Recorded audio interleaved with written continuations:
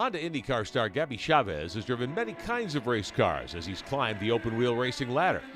He's excelled at all of them, giving him an opportunity to drive Brian Herta's Honda-powered IndyCar this season. But nowhere in Gabby's background is there USAC-style midget racing. Chaves now can check that off his list with his appearance Saturday in the Tony Stewart Classic at the Indianapolis Speedrome. Gabby gets his first taste of a class of cars that launched many great driving careers, including those of A.J. Foyt and Mario Andretti. It turns out that Chaves' first turn behind the wheel of the Eric Rankin Beast Honda Midget wasn't a whole lot different from his normal run. Well, I mean, definitely the first time I got in it, I wasn't sure what to expect, and then my first few laps, I'm thinking, oh my goodness, what am I doing here? And then obviously, it's just, once you get used to it, you realize it's just another race car. I mean, it does feel a lot different, it handles differently, especially the way you steer the car is very different, but like I said, at the end of the day, you're just trying to drive as fast as you can. And then obviously the difference in driving in a much bigger track compared to a fifth of a mile track, it's very different to me. I've never driven anything so small, and obviously it's just goes on and on and on, and you never stop. It's like you never have time to breathe. In this car, I'm obviously my first time out. I mean, it's incredible. Taking, I think, what I believe is just, a normal Honda Civic engine and, tuning it up a little bit, and basically just feels like a monster out there.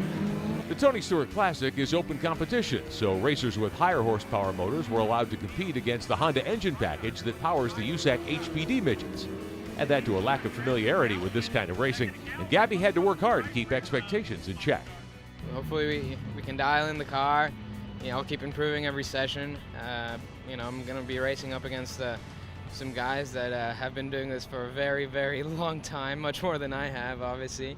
So I think, if we can just go out there, kind of race with the guys, it'll be good. It's obviously a unique opportunity, so I'm going to try to, savor the moment and, enjoy it a little bit more than I'm used to. So I'll do that. But like always, it's in my nature to be as competitive as I can be. Honda supplies the K24 crate engine to USAC, which then seals them for the HPD Regional Midget Series. Honda's USAC involvement is part of its continuing commitment to grassroots racing. It's a whole field that we recognized of not just upcoming racers, but also fans and people who are going out there and just driving every day just to have fun, not necessarily wanting to become the next pinnacle IndyCar driver. But at the same time, this is a feeder series. USAC and midget racing is where they used to start. There's a lot of old pro drivers that came up through midgets and sprint cars, and this is the original oval track racing.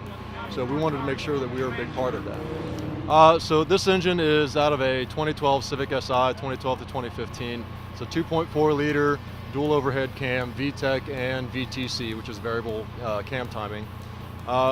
This engine was a great engine because it has a lot of capability to have a broad range of power.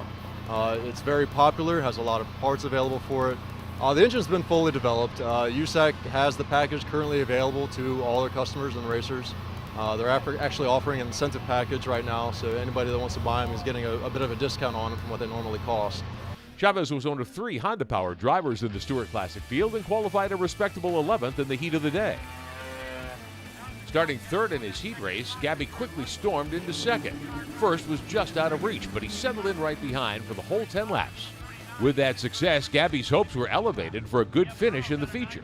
It's fun, man. I pretty much guessed that, on your own you have fun, but when you're racing with other people, I mean, the level of adrenaline, level of your competitiveness, everything just shoots through the roof. So had a blast out there in my first heat race, and looking forward to a good race in the final.